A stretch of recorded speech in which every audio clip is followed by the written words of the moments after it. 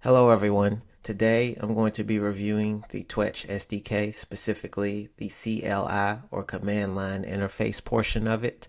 In subsequent videos, I'll review the write piece where we can write to Twetch from a JavaScript program, and reading where we can develop a Twetch client and show filtered Twetches on our own website or custom page that's different from the main Twetch site. All right. So let's jump into it. So we'll jump into their API documentation on GitHub. I'll put the link in the description. So we're going to be working in Node.js for this tutorial because we're going to be posting to Twetch and doing transactions from the command line. So this is just a get started part for the next pieces. But I think it's a nice entry into just doing stuff with the Twetch platform from code. Okay, so we don't want to install this one because it's for a project directory, so this will be relevant when we do the JavaScript code, but we will want to do it globally. So this G means we install something globally, which gives us access to commands for that SDK from any directory in the file system. So if you've seen my other tutorials, you should have Node.js installed. If you don't have that, you want to do that for this. So I already do have it installed, so I'm gonna just go ahead and jump into it. So we'll do npm install g and then add Twetch SDK. All right, so that's installed. Let's clear that out with CLS on Windows. All right, so now let's go into the CLI documentation. So I'll also put the link in the description, but you can get to it from GitHub. So the way to get started is we need to initialize it. So like I mentioned, because we installed that module globally, we have access to this Twetch prefix command. So we'll just do init. All right, so that printed some instructions. So the first step is we're going to need to copy the following information and paste it into Twetch app developer. So if you're already logged in, you can go to that. So I'm in that already. So you can access that from down here, this developers link. I'm already in it. So what I'll need to do is add a signing address, a message, and a signature. That already printed out for us. So you can see I have a BSV address. So I'll go ahead and paste that in here. The reason for this is so you can authenticate with their API. So it just proves you have ownership over a key that is already authenticated with the Twetch API. So then just click add signing address and you can see that this address is now registered. So I should be good to go from an authentication standpoint, but I need to fund this with some BSV. So let's go ahead and do that. I'll just copy that address. I'm going to go to money button and then let's just fund this key with $1. All right, so that was successful. So let's go. To see your commands, just simply type Twetch help. All right, so that displays the commands that are available to us. So let's go ahead and check our balance. Let's write Twetch balance. All right, you can see it's giving us a warning, but we do have our Satoshis here. So if we check this against the amount that I paid, let me refresh this. So you can see that Satoshi amount matches what our balance is, less the fees. It's giving me a warning about backing up, so let's go ahead and do that.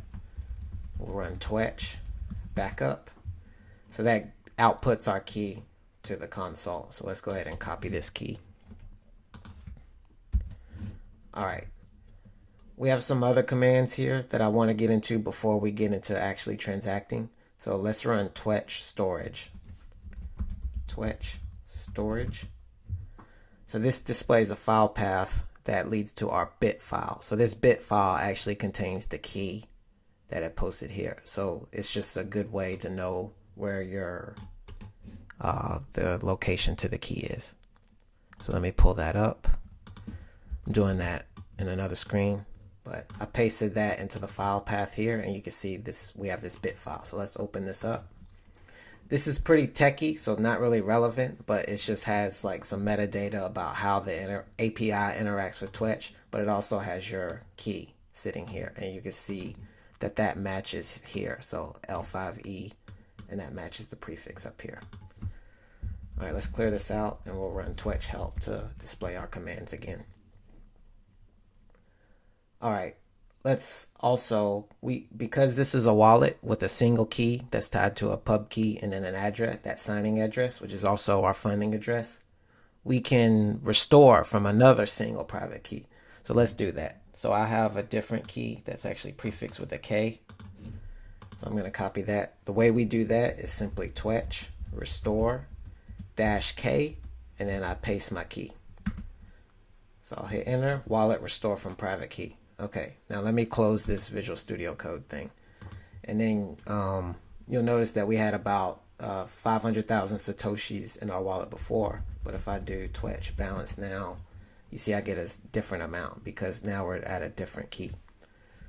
If I do Twetch address, you can see this address, 15W, is a different previous signing address.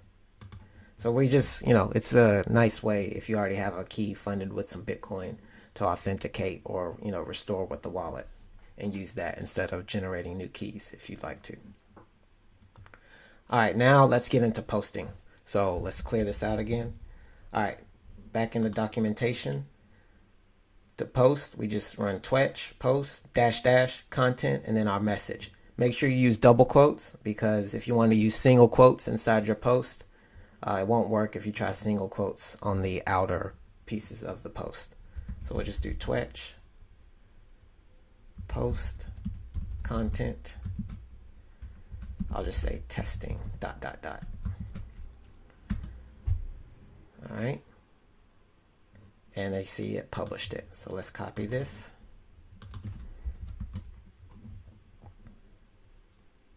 It's loading, and you see that posted here. All right. Let's do a reply to ourselves. So to do that, we do the same command, except we suffix it with -- reply and then the transaction ID. So I'll need to get that transaction ID from my post here. All right, I can just hit up to bring up the last command I ran in Node. We'll say testing reply ... and then we'll do -- reply, and then I'll paste my transaction ID. Hit enter, and I published it. So actually, if I just refresh this page, we should see my reply. All right. Let's do a branch. So to branch something, we simply paste the URL of the Twetch and we add that to the end of our post. We won't tag someone just yet, but we'll go ahead and branch our original post. So to do that, I just copy the URL. Let's clear this. So I'll do Twetch post branching ... and then end that with our quotes. Hit enter. Oops, I think I messed something up. Oh, I forgot the content. So just go back. Not -- post, but content. All right. I'll refresh this, and you can see there's a branch, and it was branched by me. So that worked. All right, now let's post a file. So to post files, I'll need to be in the same directory where that file is. So I've prepared that already. So let's do, I created a folder called Twetch. I'll change directory into that, and then I'll hit the dir on Windows to list what I have. So I have a file already out here, Ikari Gendo. That's a character from Neon Genesis, if you guys have seen that. So we're just going to post that photo onto Twetch. So looking at the documentation, that is simply the same with a message, and then I do -- file and then the name. I do need to include the suffix, the file extension, in order for it to work. So we'll do Twetch post content testing picture ... and then we'll do -- file Hikari Gendo.jpg.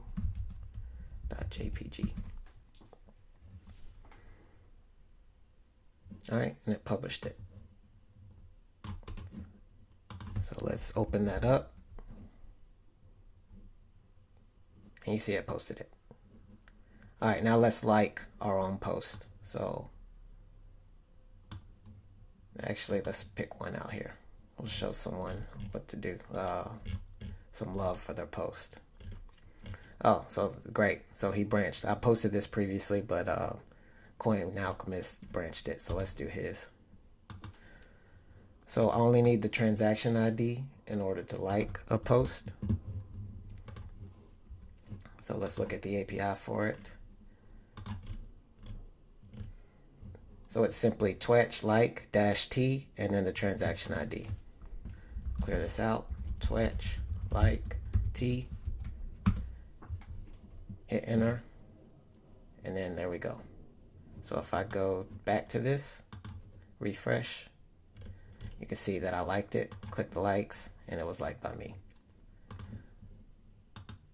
All right. The last couple of things in here is doing a tweet from Twetch and then hiding the Twetch link. So let me demonstrate these, but we'll do that in a pay command. So we can actually run that pay from the CLI. So let's clear this out. I have another wallet where so with the last key, I have more Bitcoin in that, so I'd like to pay from there. So let's go ahead and restore just to really hammer home how that works. So we do Twetch restore K. All right, wallet restored. Now let's check my balance. Okay, you see I have the better amount there. So let's pay someone. So this guy right here, he actually just got banned from Twitter. So let's give him some money to compensate him. All right, so let's just give him like 50 cents. So we'll do he's user 9. So all I do to do the pay command, we'll just do a regular post. So Twetch post content. We'll do /pay at 9. We'll do 50 cents.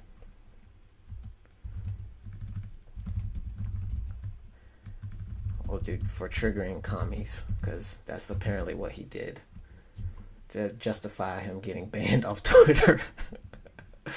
All right, now, and we're actually going to post that to Twitter, ironically. All right, so let me go back to the API here. So let me explain this. So you do a suffix with --tweet y in order to ensure that that does get posted to Twitter. And then if you want to hide the link, you specify it. Now, if you don't specify these options, that just means they don't work. So you don't have to say hide no, like in, or tweet in. It's either you use it and it works, or you don't use it and you don't use the functionality. Okay. So for us to work, we just need to do --tweet y. And I do want to hide the Twetch link from the tweet. So I'll do hide y. Okay, so this should pay Cli Alchemist 50 cents, post to Twetch, tweet it, and hide the link. So I'm going to hit enter. All right, and it published it. So we should see the pay indication on our Twetch. All right, yep, we got it there. It paid him. Let's take a look at the blockchain transaction. All right. So we see an output of, yep, that's about half of what we funded. So that one of these should have went to Cli Alchemist. And then let me go onto my Twitter account, refresh, and you can see that my tweet happened and it did not put the Twetch link. All right, so that'll do it for this tutorial. As mentioned, I'll be on the lookout for further tutorials. This SDK is pretty sweet. I really like working with it, and I think being able to interact with a social media platform from the command line is just pretty cool, especially with money involved. So I hope you guys got something out of it. Please let me know of any feedback, and I'll see you guys in the next one. Thanks. Bye.